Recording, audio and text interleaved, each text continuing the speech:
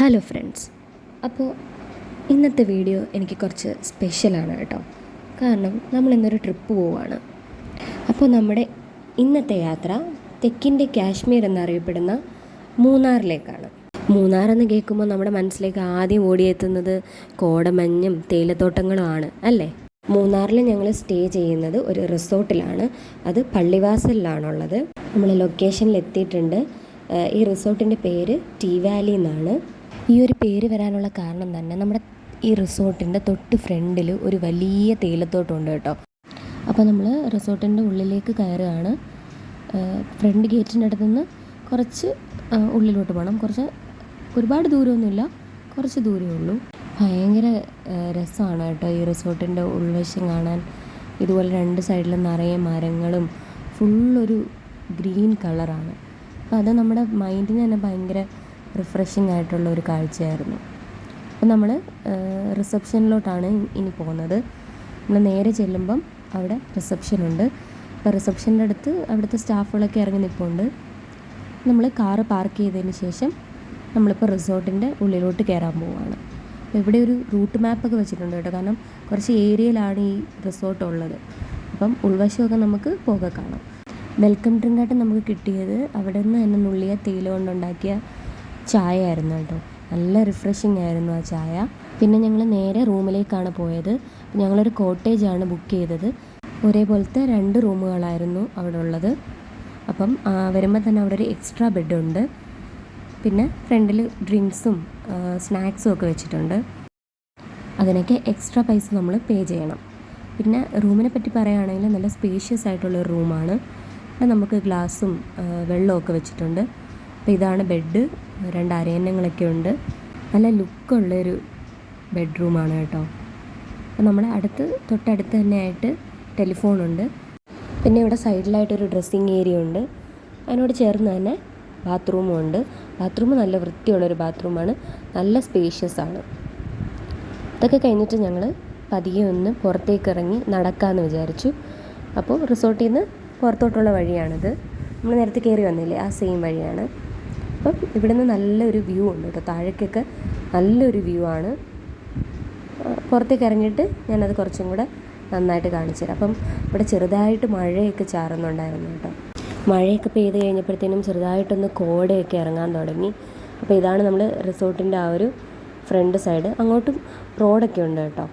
മഴ കുറച്ചുകൂടെ ഒന്ന് കട്ടിയായിട്ട് പെയ്യാൻ തുടങ്ങിയപ്പോഴത്തേക്കും ഞങ്ങൾ തിരിച്ച് റൂമിലേക്ക് തന്നെ പോയി. അപ്പോൾ റൂമിൽ ചെന്ന് കഴിഞ്ഞിട്ട് മഴയൊക്കെ ഒന്ന് മാറിക്കഴിഞ്ഞപ്പോഴത്തേക്കും ഉള്ള ഒരു കാഴ്ചയാണ് നിങ്ങളിനി കാണാൻ പോകുന്നത്.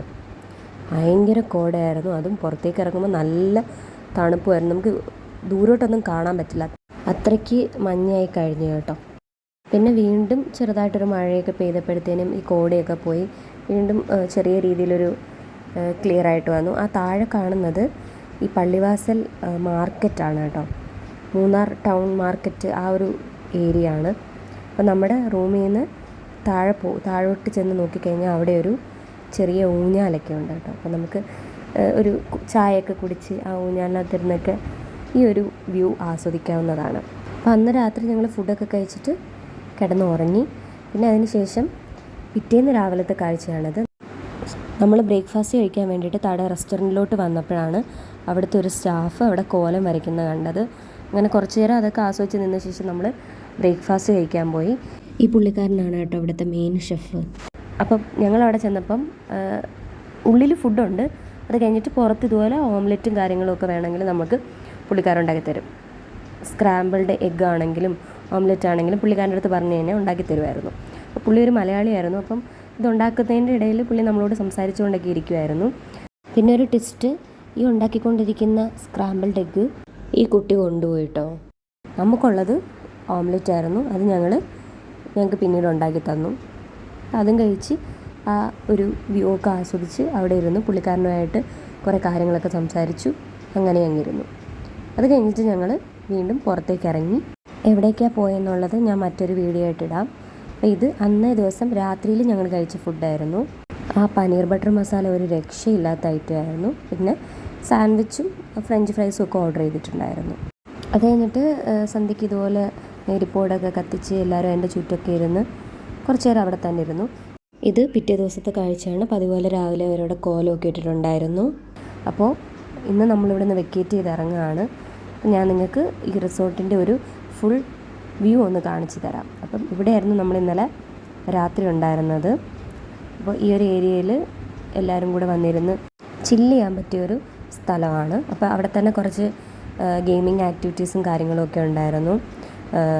ചെസ്സും ക്യാരം ബോർഡും അങ്ങനത്തെ കുറേ കാര്യങ്ങൾ. പിന്നെ ഈ സ്റ്റെപ്സൊക്കെ കഴിഞ്ഞ് നമ്മൾ മുകളിലേക്ക് ചെല്ലുമ്പം അവിടെയും ഒരു ചെറിയൊരു ഏരിയ ഉണ്ട്. അവിടെ കുട്ടികൾക്ക് കളിക്കാനുള്ളൊരു ചെറിയ മിനി പാർക്ക് പോലെയും പിന്നെ ഇതുപോലെ ഒരു ബാംബു ഹൗസും അങ്ങനത്തെ കുറച്ച് കാര്യങ്ങളുണ്ട്.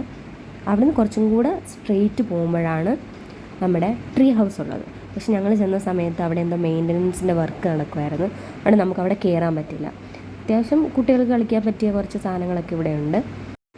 ഈ വഴി തന്നെ ചെന്ന് എൻഡ് ചെയ്യുന്ന ആ സ്ഥലത്താണ് ട്രീ ഹൗസ് ഉള്ളത്. നിങ്ങൾക്ക് കാണാൻ പറ്റുന്നുണ്ടെന്ന് ഞാൻ കരുതുന്നു. ഇവിടെ നിന്ന് മുകളിലേക്ക് പോകാൻ കുറച്ച് പടികളുണ്ട്. അവിടെ പോയി കഴിഞ്ഞാൽ നമുക്ക് സൺറൈസും സൺസെറ്റും ഒക്കെ നല്ല അടിപൊളിയായിട്ട് കാണാൻ പറ്റും.